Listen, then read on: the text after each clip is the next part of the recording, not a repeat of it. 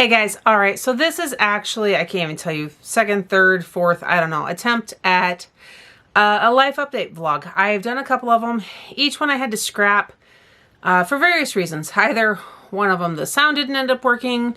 One of them, we had some immediate changes right after. And so part of what I had said really did not matter. And just change of opinions, I guess, in some of it. So, guys, I'll keep this short and sweet. It's March. Hi, March. You know, this year has been, I want to say it's been crazy, but we all know that the whole last year has been crazy. So 2021 is not anything different. I know a lot of people expected something magical to happen because it was a new calendar, but whatever. We have been fostering for a while now. We switched our license from Bethany Christian Services over to the state of South Dakota. Back, I think that was official as of November something.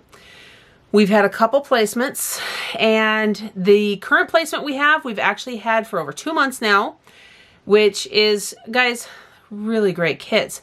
But that said, here's actually the biggest update. So in this last week, we went from a family of 12 down to a family of 11. Yes, they are a sibling group. Yes, one of them had to leave us. It's really unfortunate. It is not something that we wanted to see happen. But guys, I can only personally take so much physical abuse. And this kiddo just having a really rough time, which is really understandable when there's a lot of trauma in a child's history. And guys, I have to be careful because I can't say anything, but I can say stuff, you know what I mean? Anyhow, it just became one of those situations where this kiddo I was the one person that they would respond to for so long. And then all of a sudden, over the course of like a week, suddenly I became like target number one. And we started seeing stuff that we were not seeing before either. So while I was the one person that this kiddo would respond to and actually listen to and behave for, it was just a lot of acting out previously. But all of a sudden, the kiddo became very physically aggressive. There was not a single day that I was not being hit or kicked, even in an attempt to bite. And it was a lot, and it was taking a lot away from all of the other kids. And I owe it to everybody in this house to be able to care for everybody. But if I have to solely focus my attention on one kiddo, it becomes really hard. So we tried for as long as we could to get things to even out because I don't want to split up siblings. But ultimately, it became obvious to everybody that this kiddo needed a little bit more than what we could provide. And so they are hopefully getting that help. You know, on the last night here, I was helping with something and they looked me straight in the face and said, you know, I'm going to kick you. So when you have a kiddo, a little one that says stuff, it's just like, oh, man. You wish that all the love in the world would heal things for them, but that's just not the way it works. So moving forward, now we are loving on the other two and helping them process through yet another loss in their life, knowing it is not a permanent loss or anything like that. And they still get frequent visits and everything. Guys, don't think that when a kiddo has to be moved for safety reasons that everybody loses contact or anything like that. It's something that absolutely we are going to work. In fact, I've already told the two that are still here that I will talk to the worker if they want me to and see if phone calls can happen even more often than their weekly visits and things like that. One of them, however, though, the one that's struggling the most with it, told me that why do they need phone calls? They just talk to the other one. I was like, well, yeah, you did, but I don't know. I'm putting on lotion, guys, so that's why I'm looking down. Anyhow, so moving forward, we got a call from our realtor yesterday, which we had kind of dropped the idea of selling or buying or building or anything because the market is just insane. And while we would love a house with no projects or anything, this house fits. It really does. And with prices going up the way they are, and now interest rates are going back up again too, we just dropped everything. Well, she called me yesterday and says, I may have a house that just came on that checks off everything on your list. And we went, oh, okay. We weren't super in love with the area. We like the neighborhood, but the overall area it's in, they're really known for having water issues. And not, like, they have issues with not having water for stretches of time, but the water they have has two temperatures, warm and hot. There is no cold water. We're actually friends with the chief of police out in that area, and he was kind of justifying it one time when we were talking to him about it, that people just need to learn to live with it. And he explained that it's because of the way the tank sits. It sounds like it wasn't put in quite properly, but it's not enough to have to be redone. So I don't know, something about it sitting too close to the surface or sitting too close to something, and it keeps the water that's being held warm. And I guess people have complained even about, like, even the cold tap being straight up hot, and to the point it's a risk for little kids. That's a huge issue, guys. Huge. So even if we like the neighborhood and everything else, we were concerned about that. There's an HOA with covenants we're not sure we were really game for. We were still going to look at it though, but she sent us the disclosure, and I went, hold up. This house may not be that old. It may look very nice, but in the 2.5 years the current owners have had it, they've had to put in drain tile, a sump pump, and for a preventative measure, anchored a basement wall that had moved over 2 inches, or up to 2 inches. And we're sitting here going, yeah, I'd rather stay in our structurally sound 40-year-old house that just needs some updating and things like that. So that's where it's at. So we're still not moving. However, it turns out our realtor is still watching for stuff for us, which is really awesome, because I have no doubt if something perfect comes up that checks off everything on our list, she's going to continue to let us know. Because this one, it had a good-sized flat lot with already fenced-in yard. It had a oversized garage, which is perfect for Shawn. Technically, it's about 500 less square feet than what we have currently, but everything is set up differently. So we don't super worry about the square footage, because layout makes a huge difference.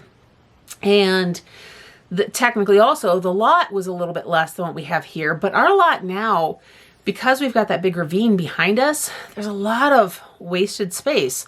And not truly wasted, it's beautiful, but we can't do anything with it. So equivalent, it's about to what we actually have that we can use, but it's all behind the house and it's flat, so we could technically use more on that lot. I was concerned about the kitchen. We were going to go ahead and look at it until we saw the disclosure. Because it just, in the pictures, it seems a little small for our needs, but I'd have to see it in person.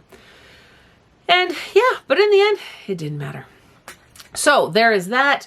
Shawn is still working an absolute ton, but you know, it's that time of year where his job isn't super, super crazy. So I appreciate all the time that he can be home, especially all the rough days that we were having with the other kiddo.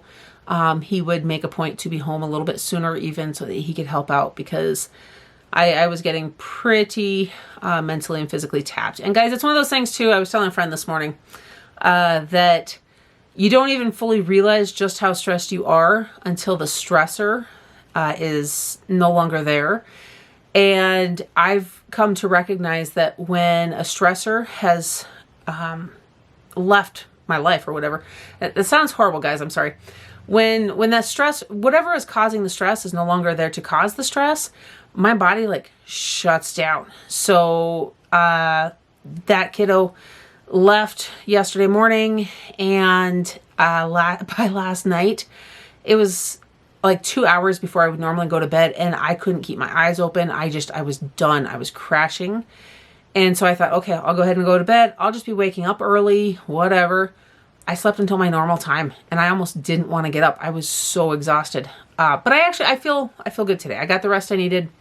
And again, it just goes to show how much it affects us. So there is that. We have got kiddos going in every which direction. Spring is coming. Gorgeous weather this week. In fact, the only reason I can do this right now is because Shawn took, how many? 9 of the, what do we got? 8 kids. Our oldest is at work. So he took 8 kids to the park because it is gorgeous out, and the park is right next to the library, so the teenagers can return whatever books they needed to and do all of that. So other than that, lots of spring cleaning coming. I really feel like for whatever reason, the last several months, our house has become a giant dumping ground in every which direction. I don't know if anybody else's house gets that way, but I feel like everybody starts just dropping things everywhere, and it makes me insane because I can't pick up after everybody constantly, and I shouldn't. They need to be picking up after their own things. But when you have 11, 12 people dropping stuff in every which direction, and you're trying to figure out whose is whose, the messes add up that much faster. So when it's one person, you can be like, pick that up, and it's just one thing laying there. When you have, a dozen people all dropping something at once, well, that's 12 things laying there, not just one. So it looks that much worse, that much faster.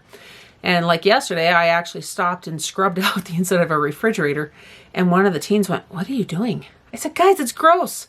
It's empty enough. I can finally do it." So there it is. So that's how life is going here. We are just trucking along. We're going to keep loving on these two kiddos that are here. I have no idea for how long this will be, but they have our love and support and everything we can offer them for however long they're with us. And we'll see too. I've been kind of warned that we might end up getting another call pretty quickly since we now have an open bed. I do feel like I owe it to the two kiddos that are still here though, that to wait at least a week or so, because I don't want them to think or feel like we're replacing their sibling. So we're going to just take a little break, and then I'm actually going to make sure, in the same way we would check with all of the other kids in the house and make sure that they are okay with continuing to foster, I'm going to check with these guys and make sure that they're okay with us taking another placement. Because if they say no, guys, I mean, I would respect the other kids' opinions if they didn't want to foster anymore. And these guys have been through enough. I'm going to respect them. If they say no, they'd rather not. So that's how it works in our house, at least. We're going to go from there. I'm going to keep trucking along and doing things. We've got big celebrations tomorrow because our fourth child turned 14 a couple days ago. And just because of the chaos that everything was in, we didn't get to go do the things we wanted to. So we're doing that tomorrow. And going to go do a lot of shopping and food and all that good stuff and have a lot of fun with it. And I have a feeling that Shawn's parents will be coming probably soon to say hi to everybody. We haven't seen them in just a little bit, but they usually come around, especially for birthdays and stuff. And that's how life is for all of us right now. Guys, if I have any other updates, I'll do another vlog whenever I can. These are kind of here and in between.